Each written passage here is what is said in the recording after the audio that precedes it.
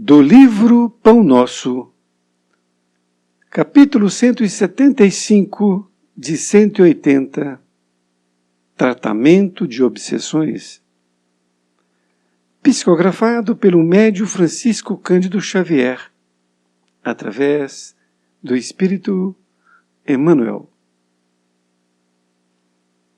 175. Tratamento de obsessões. E até das cidades circunvizinhas concorria muita gente a Jerusalém, conduzindo enfermos e atormentados de espíritos imundos, os quais todos eram curados. Atos dos Apóstolos, capítulo 5, versículo 16. A Igreja cristã dos primeiros séculos não estagnava as ideias redentoras do Cristo em prataria e resplendores do culto externo. Era viva, cheia de apelos e respostas. Semelhante a ela, o Espiritismo evangélico abre hoje as suas portas benfeitoras a quem sofre e procura caminho salvador.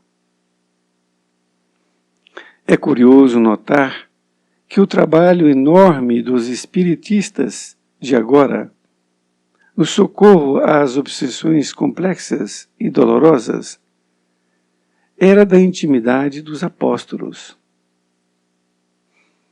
Eles doutrinavam os espíritos perturbados, renovando pelo exemplo e pelo ensino, não só os desencarnados sofredores, mas também os médiuns, enfermos, que lhe padeciam as influências. Desde as primeiras horas de tarefa doutrinária, sabe a alma do cristianismo que seres invisíveis, menos equilibrados, vagueiam no mundo, produzindo chagas psíquicas, naqueles que lhe recebem atuação, e não desconhece as exigências do trabalho de conversão e elevação que lhe cabe realizar. Os dogmas religiosos, porém, impediram-lhe o serviço eficiente há muitos séculos. Em plena atualidade, todavia, ressurgem os quadros primitivos da Boa Nova. Entidades espirituais ignorantes e infortunadas adquirem nova luz e roteiro novo nas casas de amor que o Espiritismo cristão institui, vencendo preconceitos e percalços de vulto. O tratamento de obsessões, portanto, não é trabalho excêntrico em nossos círculos de fé renovadora. Constitui simplesmente a continuidade do esforço de salvação aos transviados de todas. Constitui simplesmente a continuidade do esforço de salvação aos transviados de todos os matizes, começado nas luminosas mãos de Jesus. Querido amigo, querida amiga, aqui estamos nós novamente diante do livro Pão Nosso, agora com o capítulo 175 de 180. Emmanuel utiliza, nesta lição, que ele intitulou Tratamento de Obsessões, esta passagem evangélica que foi escrita pelos apóstolos, porque é Atos dos Apóstolos. E dizendo fatos ocorridos quando Jesus estava com eles naquela época. Então eles escreveram neste capítulo 5, versículo 16, e até das cidades circunvizinhas concorria muita gente a Jerusalém, conduzindo enfermos e atormentados de espíritos imundos, os quais todos eram curados. Então, quando eles ficavam sabendo que Jesus estava, por exemplo, em Jerusalém,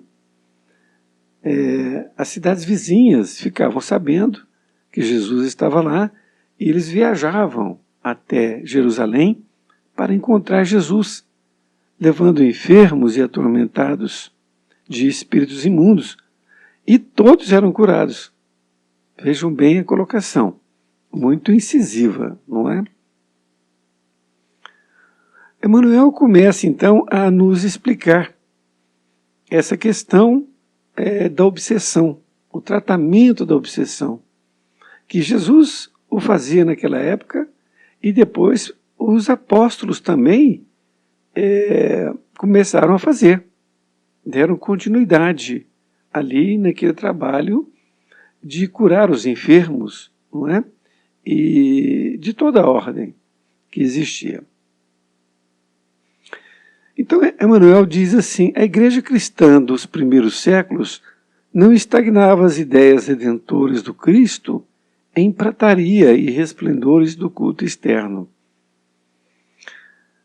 Estagnava, vem de estagnar, que fazia parar, não é? Então, a igreja cristã dos primeiros séculos, ou seja, dos primeiros dias,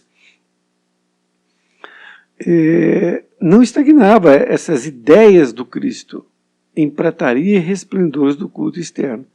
Ele está se referindo porque desde o princípio da Casa do Caminho, que foi a primeira casa que os apóstolos fundaram para cuidar dos doentes e tal, e também dos atormentados, daí para diante foi crescendo essa ideia em todos os lugares. Só que depois a igreja, que se tornou a Igreja Católica, a primeira igreja, eles ficaram em pratarias e resplendores do culto externo. Então, ao invés de continuar com aquele trabalho que Jesus começou, que os apóstolos continuaram, não é, a fazer, que era curar os doentes do corpo e da alma, a igreja se preocupou com as pratarias e o culto externo. E Emmanuel diz assim: era viva, cheia de apelos e respostas. Então, Emmanuel está dizendo que naquela época de Jesus e dos discípulos primeiros de Jesus, a igreja, o culto, ele era cheio de apelos e respostas. Apelos significa invocações, chamados. Então, os discípulos chamavam ali a ajuda dos benfeitores e eles vinham e ajudavam ali. Nesta outra parte, Emmanuel diz assim: semelhante a ela, o Espiritismo evangélico abre hoje as suas portas benfeitoras a quem sofre e procura caminho salvador. Então, semelhante a ela, ou seja, semelhante àqueles primórdios do cristianismo, que desobsediava as pessoas, que curava as pessoas, que ajudava as pessoas a se encontrarem, o Espiritismo tem esta função nos dias de hoje. A quem procura, naturalmente. No segundo parágrafo, diz assim: é curioso notar que o trabalho enorme dos espiritistas de agora, no socorro às obsessões complexas e dolorosas, era da intimidade dos apóstolos. Então veja bem, ele diz que é curioso notar que esse trabalho enorme dos espiritistas de agora, no socorro às obsessões complexas e dolorosas, era da intimidade dos apóstolos. Ou seja, não era novidade. Hoje não é novidade o que os espíritas fazem, de ajudar as pessoas na cura da alma, porque sabemos que todas as mazelas, todas as nossas doenças, elas saem do espírito e vai para o corpo físico. Então não adianta tratar o corpo físico, é necessário tratar a alma. Então, ele continua dizendo no terceiro parágrafo, eles doutrinavam os espíritos perturbados. Eles quem? Os apóstolos, não é? Os seguidores, os primeiros seguidores de Jesus. Eles doutrinavam os espíritos, ou seja, eles ensinavam, mostravam para aqueles espíritos perturbados, renovando pelo exemplo e pelo ensino. Então veja bem, para que eles pudessem ali retirar um espírito perturbado que estivesse junto com a pessoa, ou se essa pessoa estava com auto-obsessão, ou somente, isto é, somente ela que estava se auto-obsidiando, não existia nenhum obsessor ali, eles ensinavam pelo exemplo e pelo ensino, dando exemplo. Que tipo de exemplo? Pela conduta reta, durante ali o período que ficavam na cidade, mostrando quem eram, pelas suas palavras, pelas suas atitudes, e pelo ensino que davam, que também ensinavam ali. E Emmanuel diz, não só os desencarnados sofredores, mas também os médiuns enfermos que lhe padeciam as influências. Aqui é exatamente a questão que nós temos que entender. Então, os apóstolos, eles tiravam ali os espíritos perturbados, e não somente os desencarnados sofredores, mas também ajudavam os médiuns enfermos. Os médiuns enfermos eram pessoas que muitas vezes não sabiam ali que tinham mediunidade.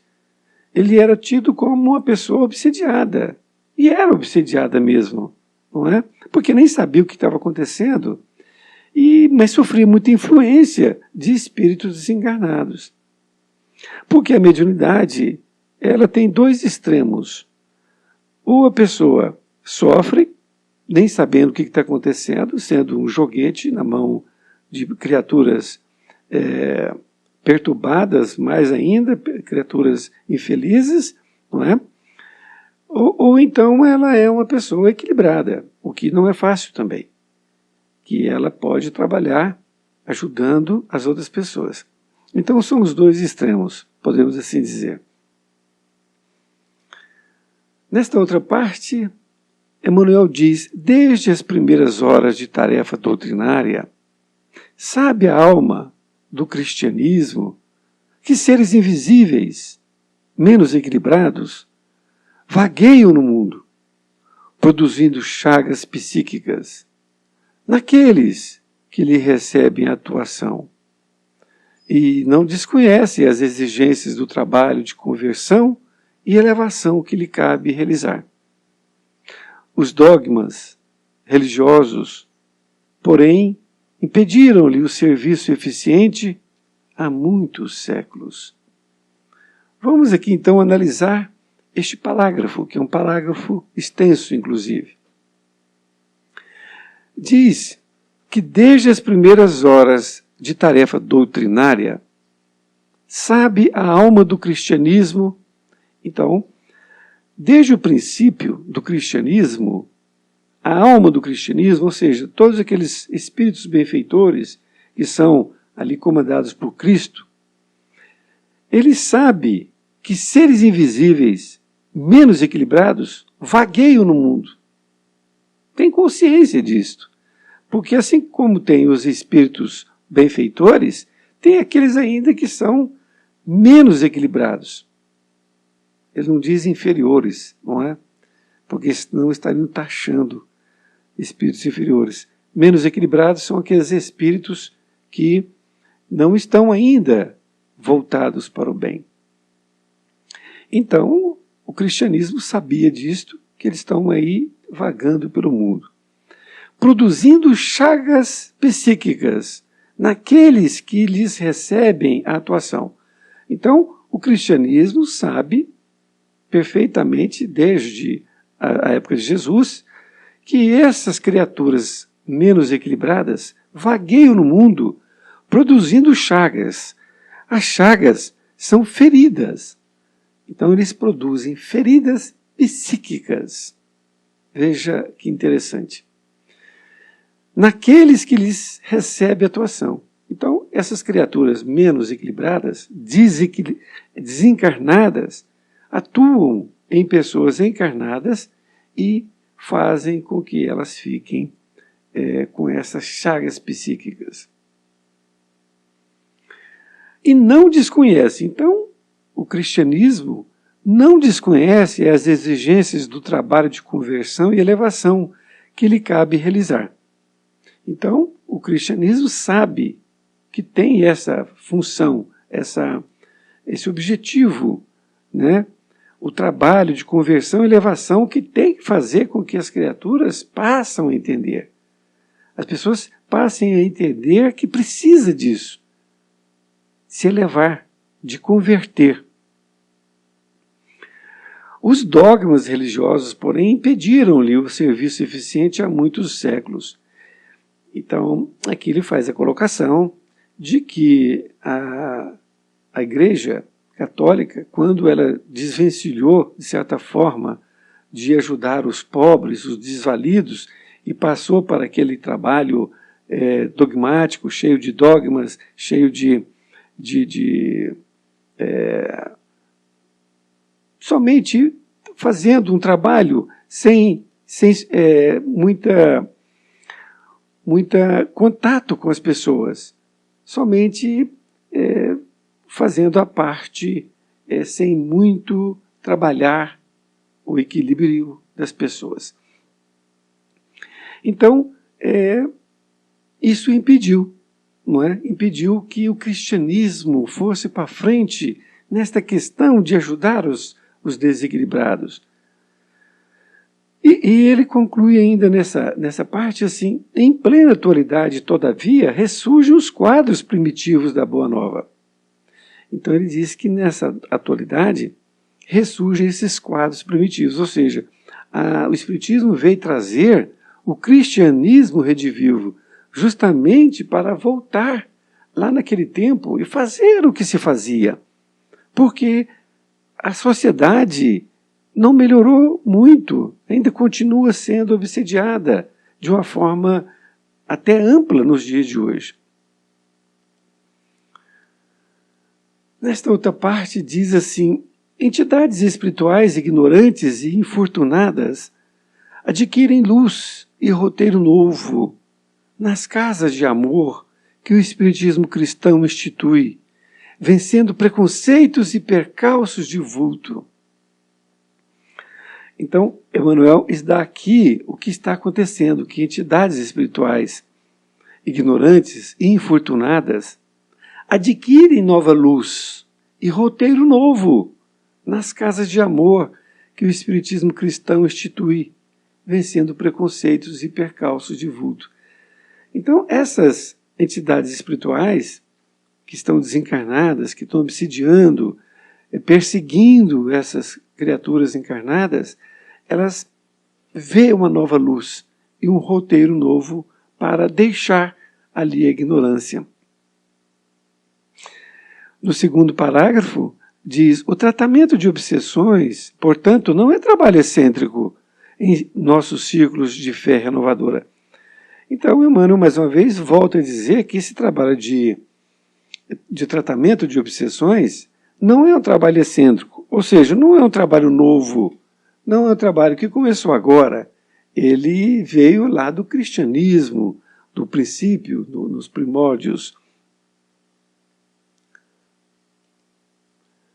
Na conclusão, ele diz assim: constitui simplesmente a continuidade do esforço de salvação aos transviados de todos os matizes, começado nas luminosas mãos de Jesus.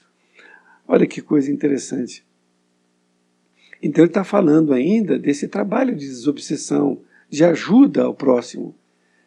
Ele diz que constitui simplesmente a continuidade do esforço de salvação aos transviados de todos os matizes, quer dizer, de toda ordem, de todo tipo, porque o problema psíquico que foi colocado, inclusive as chagas, que ocorre quando a criatura está sob a ação de um espírito sem luz, faz chagas no seu psiquismo. Então, esse trabalho, ele precisa continuar. E ele começou com as mãos luminosas de Jesus. Ele deu o exemplo. E aí você pode perguntar, poxa, mas Jesus era Jesus. Não, não é assim. Jesus veio dar o exemplo do que nós podemos fazer. Porque se nós seguirmos Jesus, nós seremos o quê? Os seus discípulos. Assim como aqueles primeiros discípulos, não é? Que começaram a fazer curas também. Por quê? Porque entenderam o Evangelho de Jesus e começaram a fazer curas. E nós podemos também fazer. É este o convite que Emmanuel nos faz. Porque se você conversa com uma pessoa, mostra um livro para ela, dá a atenção devida, mostra para ela, ela vai aos poucos, não é? Vai a um centro espírita, começa a tomar passe, tomar água fluidificada, começa a fazer o culto no lar. Então, com essa sequência de coisas, a obsessão vai sendo deixada. Então nós podemos fazer muito mais para as pessoas. E na verdade, é como foi colocado, existem dois tipos de obsessão. Existe a auto-obsessão. É quando a pessoa começa a se auto-obsediar. Então não tem nenhuma interferência ainda de um espírito desencarnado. E ela começa a criar coisas. E ali ela vai criando, e ela vai ficando doente. Por quê? Porque a alma está doente, o corpo vai ficar doente também. Agora, é claro que dentro dessa auto-obsessão virá também o quê? Espíritos desencarnados, sofredores, que compatibilizam com aquela criatura encarnada, que tem realmente a mesma sintonia. É isso que nós precisamos de entender. Agora, existem aquelas pessoas que têm mediunidade, que não têm nenhum problema psíquico, mas elas começam a ser também influenciadas por entidades malignas, entidades sem luz, melhor dizendo, e começam a atrapalhar essa criatura encarnada. É uma lição para que a gente possa refletir, assim como as outras, refletir e colocar em prática, porque nós temos essa capacidade de já ter tido o Evangelho de Jesus em nossas vidas e, portanto, nós temos essa capacidade, essa prerrogativa que Jesus nos ofertou de ajudar as pessoas em todos os sentidos, ajudá-las, orientando, elevando e tirando essas criaturas das suas auto-obsessão ou obsessão através de outras criaturas. Um grande abraço,